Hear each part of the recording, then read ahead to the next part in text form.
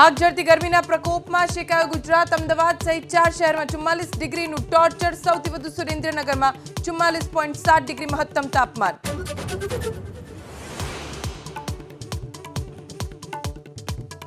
રાજ્યના તમામ મદ્રેસામાં સર્વે કરવા આદેશ। બિન મુસ્લિમ બાળકોની ચકાસણી અને મેપિંગ કરવા ડીએઓને સૂચના।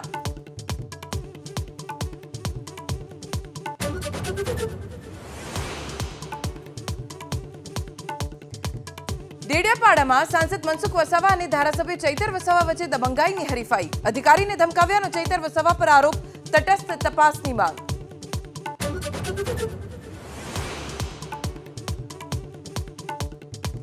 भावनगरना गारियाधारना मामलतदार और चीफ ऑफिसर की बदली करवा शहर भाजप प्रमुखनो मुख्यमंत्री ने पत्र।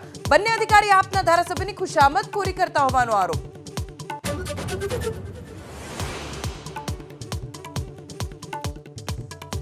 फैमिली कोर्ट माटे अलग रूम फाळवा तमाम मुख्य जिला न्यायाधीश ने हाईकोर्ट नो आदेश।